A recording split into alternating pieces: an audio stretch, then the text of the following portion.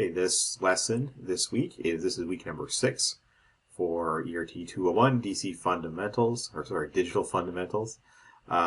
This week we are talking about code conversion. So we've had our midterm, not our midterm, but our test number 1. We are now into the next section of the course. We are going to talk today about code conversion.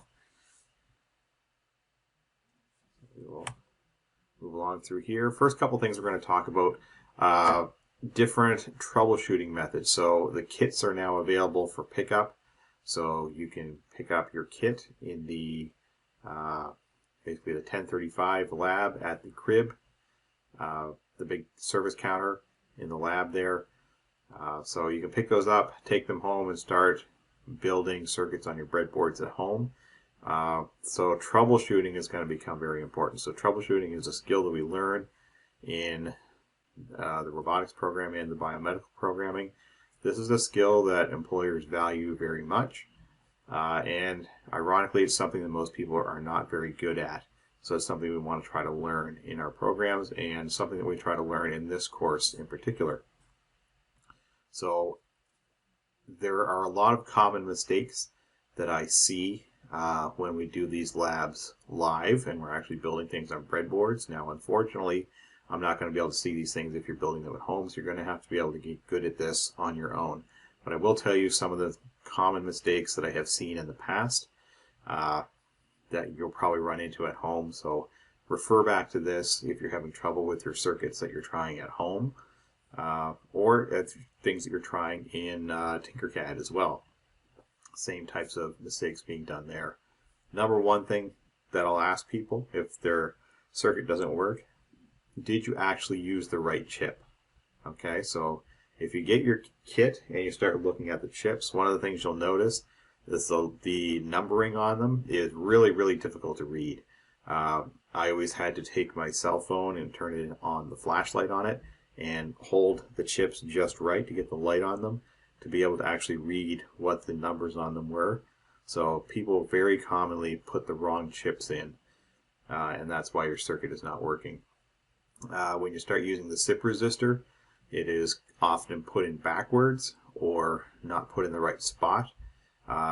Look at the Darren Holmes videos about how to do those, how to put that in correctly. The bus is not connected in the right spots. That's another very common one. When I talk about the buses, I'm talking about this wire over here that connects the bus up here to the bus down here. That's often not done properly. Okay, so these buses at the bottom here, these will not work if you do not physically connect them to these ones. Okay, so you have to actually put in your wires. We always draw this in Tinkercad. You actually have to put in your wires to connect that up to make that bottom one physically work properly. Dip switch is not being grounded. Remember, if you're going to use these dip switches over here, delete this stuff. If you're going to use these dip switches, you need to ground them. If you do not put those ground wires in, they will not work properly. So that's what I mean by grounding your dip switches. Or your chips are just not powered. So remember, every time we're going to use a chip, probably power wire on 14, ground wire on pin 7. If you don't do that, your chip doesn't work. Okay, so those are all important things to remember. So those are the easy things to find. Those would be the first. If someone told me that their circuit doesn't work, these would be the first 5 things I would probably ask them, or just to quick visually look at. Beyond this, then it starts getting tricky as to trying to figure out what is wrong. So next thing to do would be, are the wires actually in the right spots?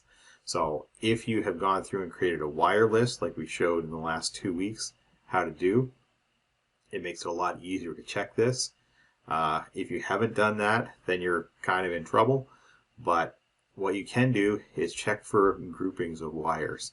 So one thing that we'll find is that we always know that on these chips, we typically use like pin 1, pin 2, pin 3.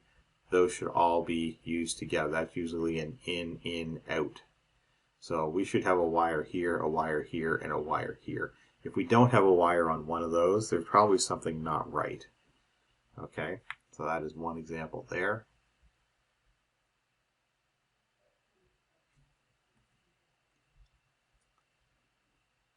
And just visibly check your wires to make sure things, if there's anything obviously not in the right spot.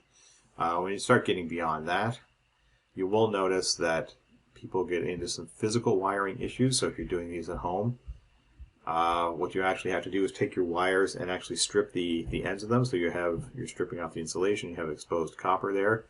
People will often strip this too long, and what you get is you get a whole bunch of copper exposed, and you'll actually get two wires that you plug into holes beside each other, and you actually get two wires that touch.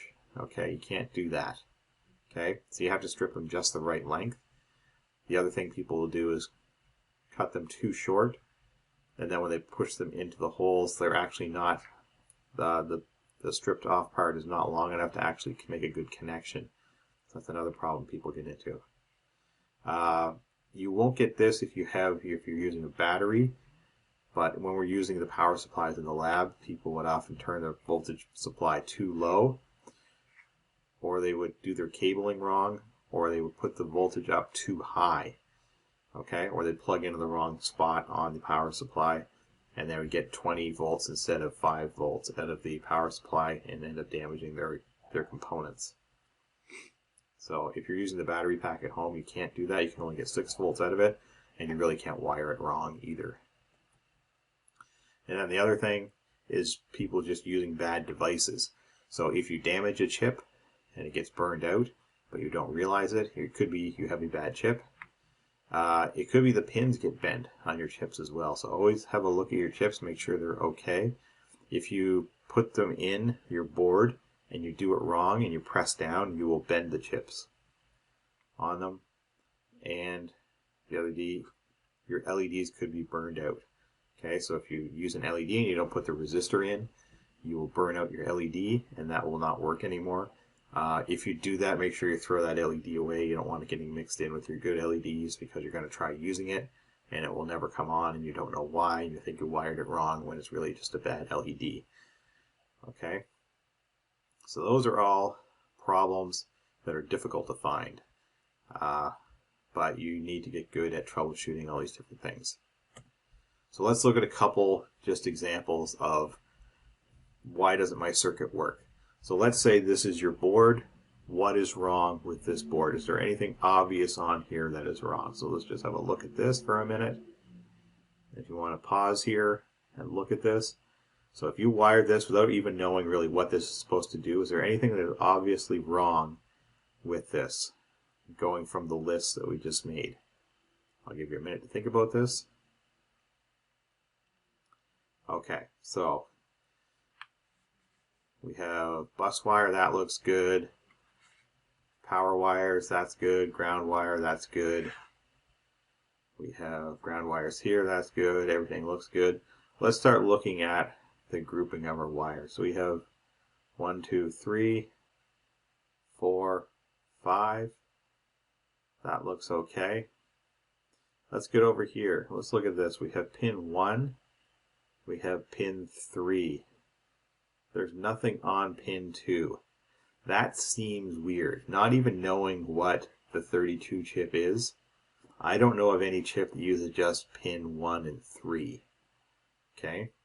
So that seems odd to me. It seems like there's either something missing here, or there's something that's in the wrong spot. Okay, so just visually looking at this, I'd say that is probably where your problem is. Okay? So that is just quick troubleshooting just by looking at the way things are arranged on there. Okay, let's try another one of these. What is wrong with this one? Give you a couple of seconds here. You can pause this. Okay, so let's look at this. We've got a wire there connecting up the buses. We got ground wires. 1, 2, 3. 1, 2, 3, 4, 5, 6. That all looks good. Oh, what's going on over here? Look at this. Very common mistake. People will not put those ground wires in there. If you don't do that, your dip switch does not work properly. Okay? So those ground wires are missing. Remember those wires over there? You need to have those wired up. Okay, ground wires missing, very common mistake. Well, let's look at this final one here. Give you a couple seconds, pause it if you like. Okay, let's start looking here. That's good. That's good. That's good. That's good. That's good. Ground wires are there. 1, 2, 3. That looks good. 1, 2. There is nothing on pin 3. We do notice that there is multiple wires on pin 2, multiple wires on pin 4. My guess here is that one of these wires, either this one of those 4 wires is actually supposed to be on pin 3, not on pin 2 or pin 4. Okay, so without even knowing what the circuit's supposed to do, you can quickly look at something like this and get an idea of where the problem might be. Okay, so these are just quick troubleshooting methods that can help you move along. So these are fairly simple circuits. When you get into wiring something, this is actually this is the lab that we would do this week. This is what it would look like if you wired it completely on the board. So you can tell it gets pretty messy when you start actually wiring these up, and it gets pretty difficult to tell, to try to figure out when you power this on and it doesn't work, to try to start going through and saying, okay, where did I wire something wrong? That becomes fairly complicated to try to figure out. Okay, so definitely when you're doing having good practices of wiring these the first time, so creating that wire list and things like that, doing things in a methodical way, using a color code if you can, definitely is going to help you out. Okay, so that is some things on troubleshooting. So make a point-to-point wire list. We talked about how to do this last week.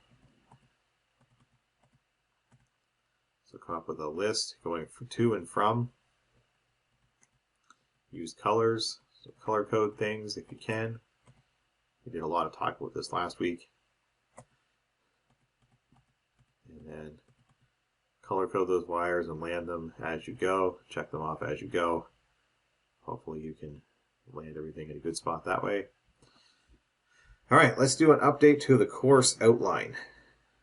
So the course outline, as we talked about in the very first week, it has all of these CLOs, or course learning objectives. And these, change my color here. This is everything we're supposed to learn in the course.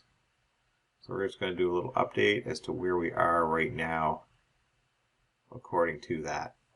So CLO 1, recognize symbols using numbering systems. So binary, decimal, octal, we have not covered. Octal is basically base 8. So 237 to the power to base 8. Just like we did if that was 237 base 10, would be decimal. 237, that would be hex. This one here is octal. It is the base 8 number system. We're not going to get into that, but basically converting to and from works the same as all these other ones. You're just using base 8 instead of 10 or 16 or 2 for binary. Okay? Relative terms such as place value and base and numbering systems. Convert from binary to those. Convert from decimal to those. Convert from hex to binary and decimal. Convert from octal. So we didn't do that one. We're not going to worry about octal. Relate terms such as bit, byte, nibble, and word. We did those. So this one, we've essentially covered that. Learning objective, number 1. Describe logic function based on logic gates. Reproduce truth tables. Utilize inverters. 2 input gates. NAND gates are universal. This one we're going to talk about this week. We'll cover that this week. And then we're basically through this guy. Building logic circuits. We are not going to use the oscilloscope or pulse generator. We actually don't do that in the regular course that's in the lab either. Measure digital parameters. Troubleshoot. Utilize encoders and decoders. So this is basically where we are right now. So this is where we are in the course right now. So today's lesson is this and this. Okay, so this is basically everything we've covered so far. So we've covered most of this so far. Everything else we're going to show you here is basically the rest of the course. We've actually done this already. Logic diagrams from Boolean expressions, De Morgan's theorems and K-maps, combinational logic circuits. These things here we are not going to do, but that basically covers that. Determine logic levels, TTL and CMOS. We're not going to get into CMOS. And then these things here we still need to do later on in the course. This here, this is still to come. This is all about flip-flops. That's still to come. We're not going to use circuit simulation software. Simplify logic circuits using software tools. That's you can do that in multisim. We're actually not going to do that in this course. And we're not going to do that in this course because we're online. But that's basically where we are relative to what we are supposed to cover in the course. So we have a good chunk of it covered already. A good chunk we still have to go. And then there's a couple things that we're not actually going to hit because we're doing the online version. Alright, so code conversion, encoders and decoders. That is the lesson for today. So, what are encoders and decoders? So we like to work in the decimal number system. That is the system that we understand.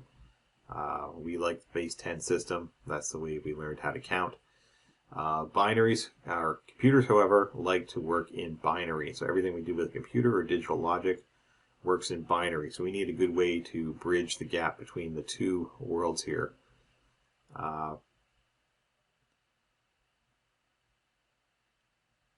We need to be able, can't spell, to easily input, convert, and display data between these two formats. So let's think of an example of a calculator.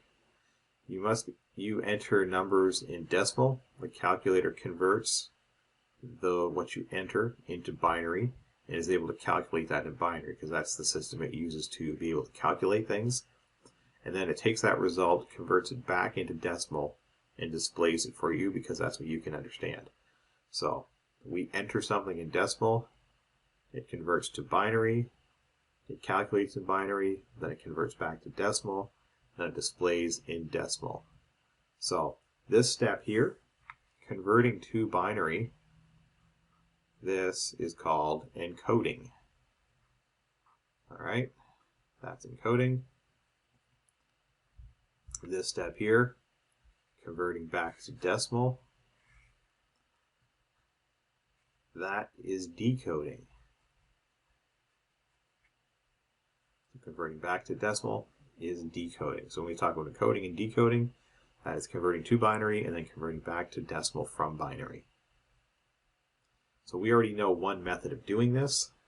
Most common way you can do that to encode something is to convert to BCD, or binary coded decimal.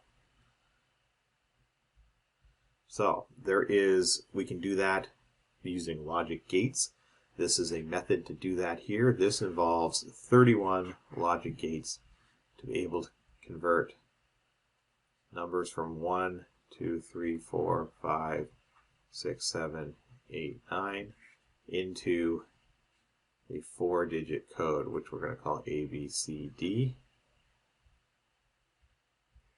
So we can do that using these 31 gates. So if you just want a quick example of how this might work, let's think of A, B, C. Actually, we're going to go like this. D, C, B, A. So let's think of look down here, the number 1. Let's take number 1, for example. We know that is this. So number 1, if we give it a 1, it's going to take this path right here. It goes through here. That's going to give us an A. That's the only thing it turns on. Gives us this. Let's look at another number here. What actually gives us a D? There's only 2 things that require the D. That is, if we have either the 8 or the 9, we need to utilize D, right? Because that's that digit there. So 8 and 9. 8 is this. 9 is this. You can see 9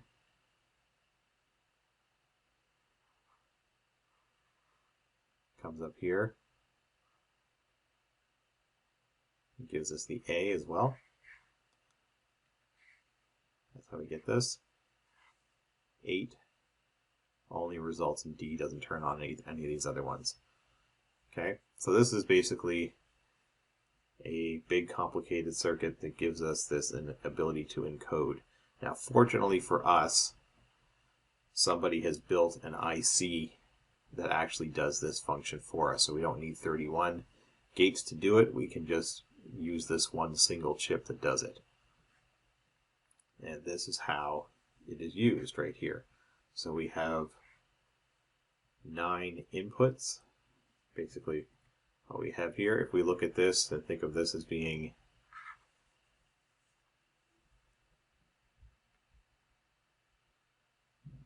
delete this ink here.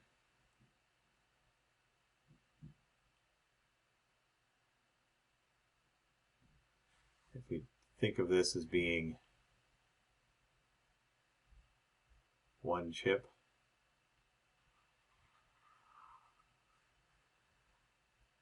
we can see over here we have 9 inputs, 4 outputs. That's basically what this has here. So we've got 9 inputs.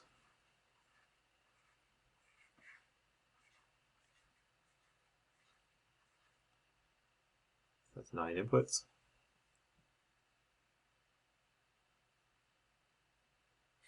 4 outputs.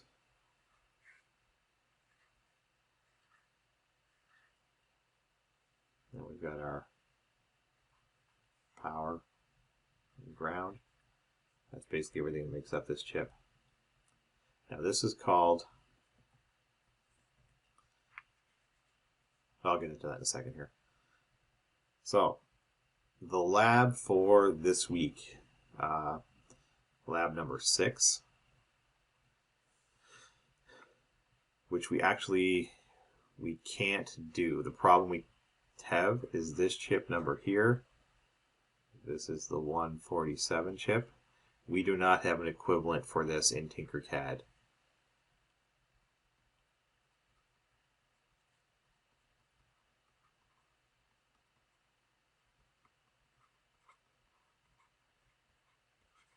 So because we don't have that in Tinkercad, we can't do this portion of the lab.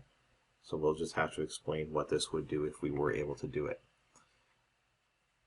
So the way this works, we wire up two dip switches here. Change my ink color again.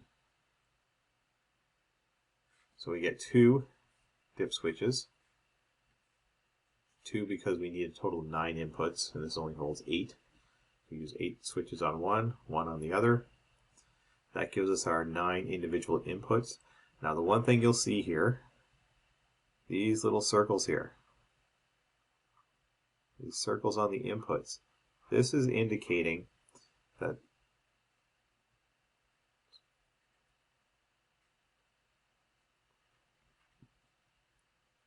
circles on the inputs or on the outputs, you'll notice them over here as well. We're going to say that is equal to active low.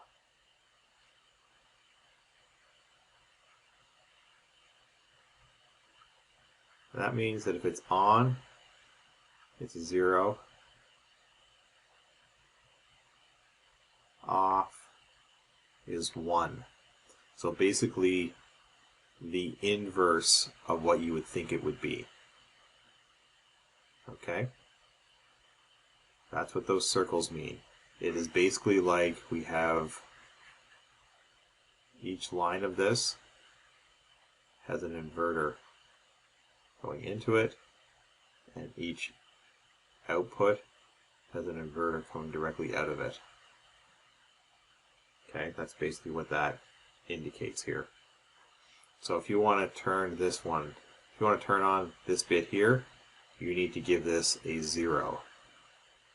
And then if you want to turn on LED A, you need to give, if you want this to be on, the result coming out of here is going to be a 0.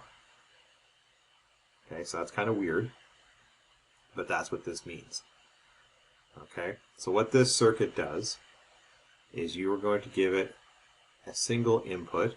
So example, if you want to get a result of 5 out of this, so let's say, I'm just going to go here, let's say we want to have 5 coming out, then we are going to have to turn on the 5th switch, so 1, 2, 3, 4, 5, this switch here.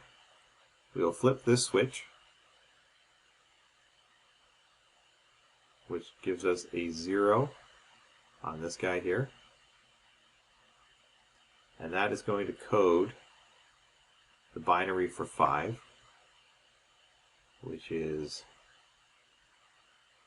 C and A, which is going to give us a 0 and a 0 on both of those. This will be a 1 and a 1 here. So a low here. Now, in order to get these LEDs to light up properly, because we want to have this LED on and this LED on to indicate that. So the way that we do this, the way that we get a 0 to give us an LED turned on, is the way that we wire the LEDs. So normally what we would do is we would connect the negative side of the LED to ground, and we would put our output from our chip onto the positive side of the LED. In this case, what we're doing is we're using 5 volts through a resistor to the positive side of the LED, and then the negative side of our LED actually goes to the output of the chip. Okay? And because we do it that way, we're basically wiring this as a, I'm going to call this a syncing output. Then what we will get is this will actually display our LEDs properly. Okay, now this is called a 10 line to 4 line priority encoder. So there are 10 lines of input and 4 lines of output. Each one represents 1 bit of the BCD version of the number. Actually 9 inputs, but we're saying that you can actually have 0 on this as well.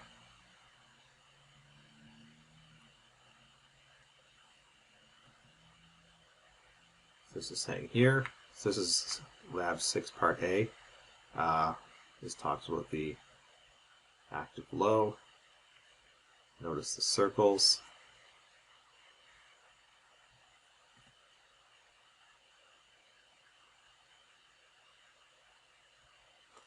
And this is basically what our chart would be for this.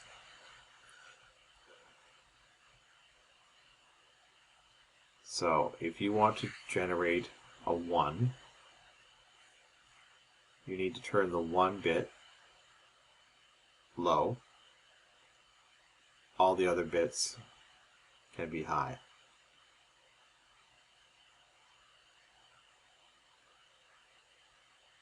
So sorry. If you do that, this is our difference between input and output here.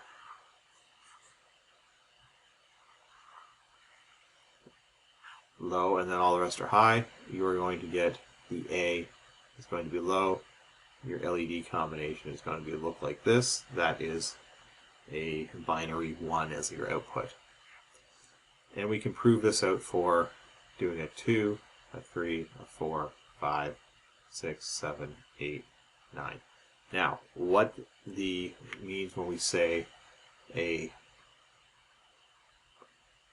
priority encoder, what that means is it only cares what is the highest number that you turned on. So you can see where all these X's are in the in this table. If you turned on the 6th bit and you also turned on the 3rd bit, if you made this one low and you made this one low, what number is that going to give you? Well, the answer is, because it is a priority encoder, it only cares what is the highest one that you turned on. So because the highest one turned on here is a 6, this combination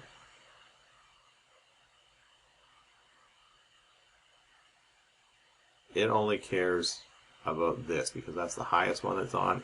Once it sees that, it doesn't care about anything else over here. Okay, that is what the word priority means in this case. So that indicates a 6. So priority means I only care about the highest bit that has the highest input that has been turned on. That's what I use. Alright, so that is part A of the lab, which we cannot do. The next thing we're going to do is decoding. So decoding, again, is converting from binary back to decimal. And the way we do that is with one of these segment displays, which you're probably very familiar with. You're seeing these in almost every piece of electronics that you deal with.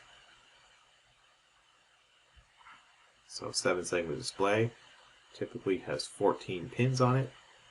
And the way this works is each little segment here is mapped to a specific pin that you need to turn on or off. So for example, this little segment in the middle, that is segment G, which is mapped to pin number 11, which is cathode G. Okay.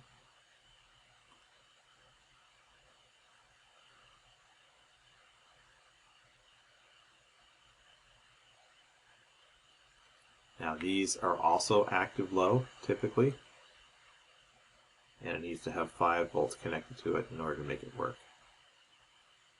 So this is listed as a common anode, and this might vary a little bit in the Tinkercad version of this, but this is how the electronic one that you can do on your breadboard, this is how it works.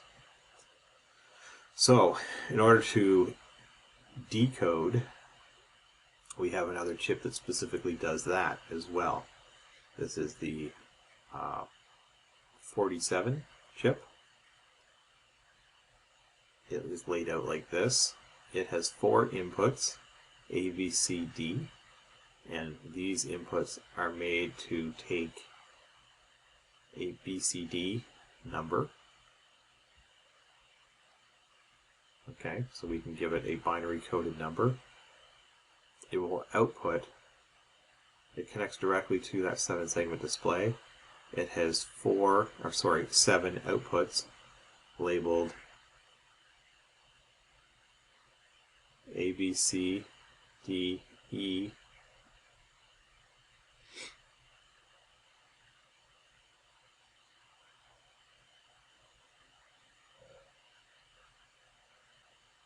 F, and G. I thought that was a 1. Okay, so those are your 7 display segments. Now notice as well, these, you can see with that bar above here, these are again active low. And there's another couple things we need to worry about here as well. Not worry about them, but there is a lamp test input, this guy here.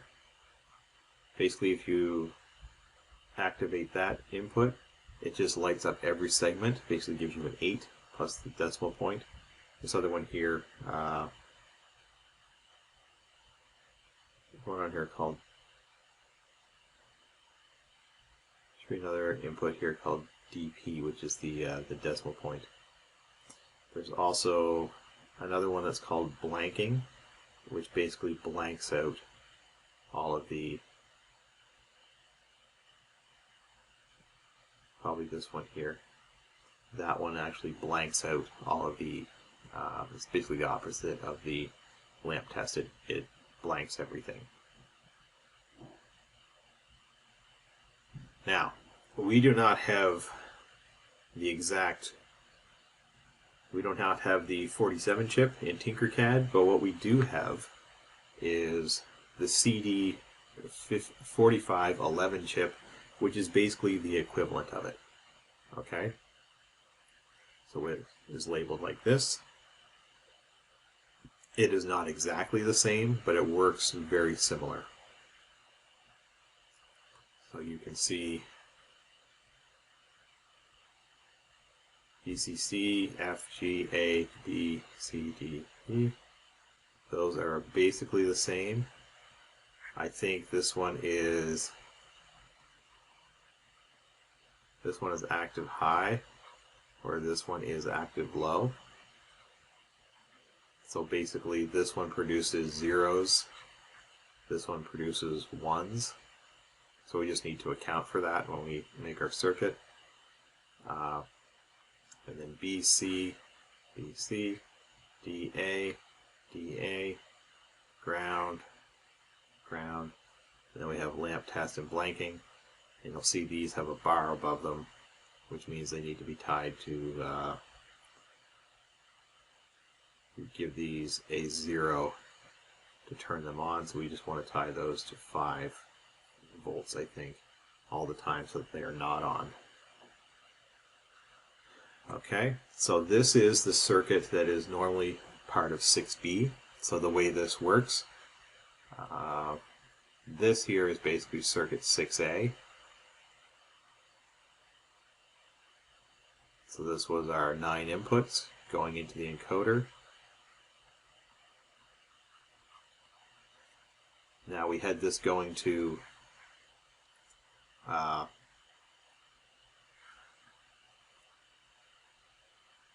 when we created this circuit, what we were doing was we did have LEDs here, and we were just displaying the number. But now what we're going to do is take these individual signals, invert them, and then feed them into a decoder instead.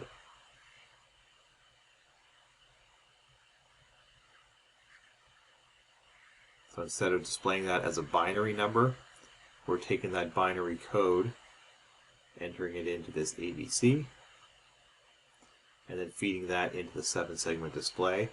And what you should get over here is an actual number. So basically, if you flip switch number 6 over here, you should end up with a 6 over here. Okay, and that is basically encoding and then decoding. Okay, now we can build that on the breadboard. We can build a close approximation of this in Tinkercad as well. So we don't have this, but what we can do is this. So we will take these 2 pins, and I'll do this as an example. I'll connect this like this. We will connect all these guys like this. And then what we can do is we can take 4 inputs off of our dip switch and connect them to the A, B, C, and D, and feed that into here. And what we can do is we can put in a VCD number here, and we can see a decimal number here. So we can basically show decoding in Tinkercad.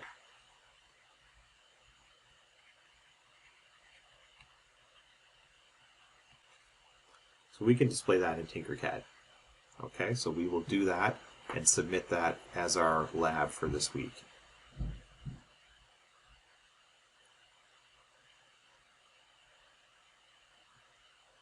Alright, so that is the lesson for this week. That is encoding and decoding. The actual assignments for this week. So there's going to be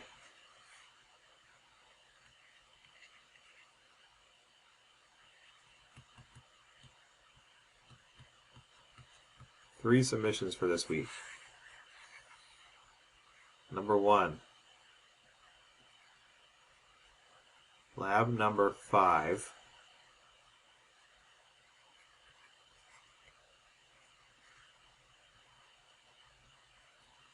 This is an online submission doing K-maps.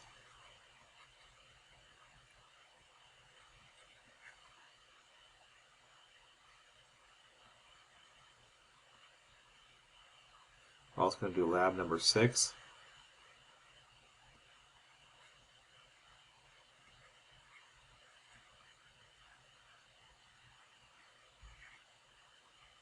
And that is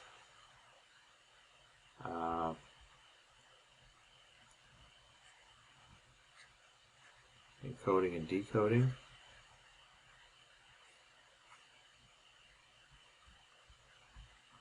And then there's also